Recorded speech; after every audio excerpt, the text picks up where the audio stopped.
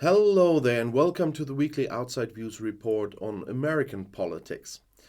The Florida state legislature has stripped the Disney Group of administrative rights for the district in which the world-famous Disney World theme park is located. The relevant law was passed by the state Senate on Friday.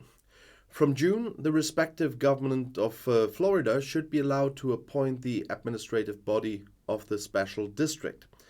The approximately 100 square kilometer area near the city of Orlando is home to Disney World and several other amusement and water parks, hotels, and the associated infrastructure. So far, the landowners, that means mainly the Disney Group, have been able to elect the administrative body. The move is seen as a tit for tat by ultra-conservative Governor Ron DeSantis against Disney. The entertainment giant had sharply criticized a much criticized Republican law that bans teaching about sexual orientation or gender identity in kindergarten through third grade and restricts it in higher grades. Disney is a huge employer in Florida. The Walt Disney World Resort theme park near Orlando is a tourist magnet. The entertainment giant, headquartered in the U.S. state of California, had been given special status with extensive self-government in Florida in the 1960s. The group not only had control over the construction of the huge amusement parks, but was also allowed to issue municipal bonds. According to media reports, the district currently has a debt of around $1 billion, and Disney could even have claimed the right to build a nuclear power plant on the site under the previous rules. The car manufacturer BMW also wants to build fully electric cars in Mexico from 2027.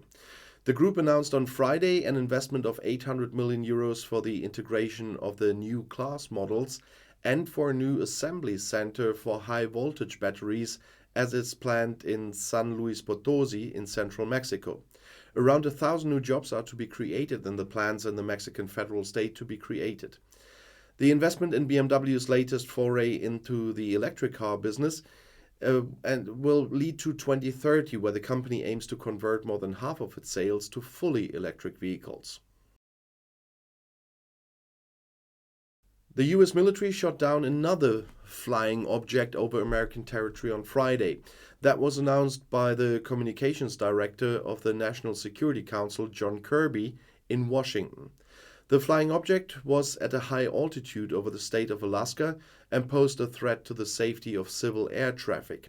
Therefore, the US military shot it down on orders from President Joe Biden. Kirby emphasized that he could not yet say anything about the origin of the flying object. Last Saturday, the US military shot down a suspected Chinese spy balloon over American territory off the coast of the state of South Carolina across the Atlantic. The US government accuses China of wanting to spy on military installations. Beijing, on the other hand, spoke of a civilian research balloon that had gone off course, and this would be an overreaction. A nighttime curfew has come into effect in parts of southern Chile, which has been hit by devastating forest fires. It applies in more than 20 communities in 3 affected regions of Biobío, Ñuble, and Araucania from midnight to 5 a.m., as reported by the broadcaster Biobío Chile on Thursday.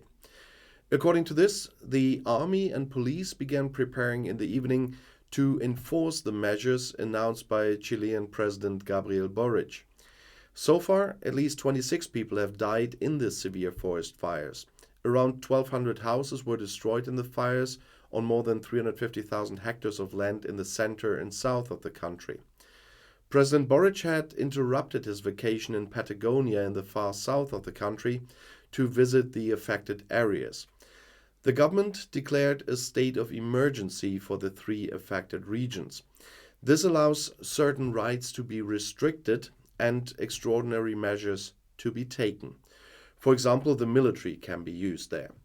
The causes of the fires were initially unclear. The great heat, with temperatures around 40 degrees, makes extinguishing work difficult.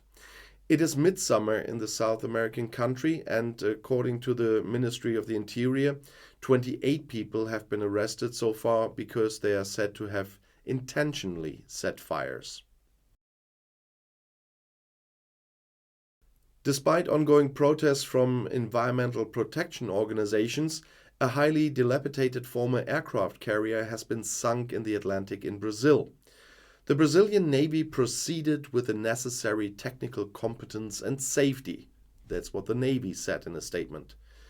The 6-decade-old warship was sunk controlled about 350 kilometers off the coast of the country on Friday afternoon. According to this, logistical, operational, ecological, and economic losses for the Brazilian state should be avoided. The decommissioned aircraft carrier Sao Paulo had been taken to an area 350 kilometers off the Brazilian coast that legally still belongs to Brazil. The sea is around 5,000 meters deep there. Environmental protection organizations spoke of the risk of immeasurable damage to marine ecosystems and people living in the coastal regions. The former warship has been lost in the Atlantic for months before being sunk. Brazil's announcement that it would sink, that had sparked violent protests. The Ministry of Defense in Brasilia said the safest area had been chosen for the sinking. Environmental organizations, on the other hand, spoke of an environmental crime.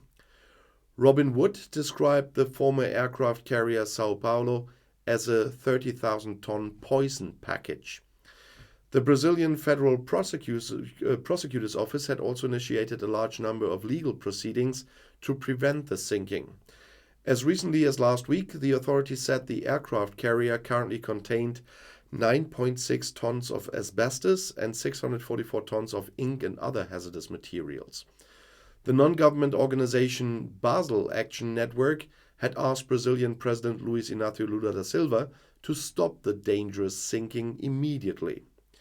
Before taking office in early January, Lula had promised an environmental policy turnaround compared to his right-wing predecessor Jair Bolsonaro.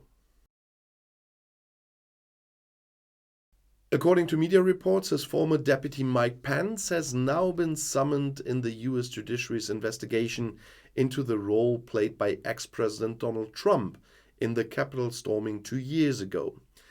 This was preceded by months of negotiations between the Federal Prosecutor's Office and the ex-vice president's lawyers. That's what the television station ABC News reported on Thursday. Pence's statement could give new fuel to the investigation against Trump. The subpoena was reportedly made by attorney Jack Smith, who was appointed special counsel by Attorney General Merrick Garland in November.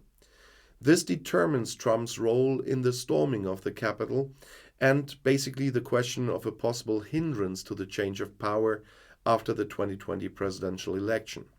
Trump is accused of having hindered the change of power and incited violence. Following his defeat in the November 2020 presidential election, Trump asked Pence to block the formal confirmation of Democrat Joe Biden's victory in Congress. However, Pence, who had been loyal to Trump until then, refused. Radical Trump supporters then stormed the Capitol on January 6th in 2021 as Congress was about to certify Biden's election victory.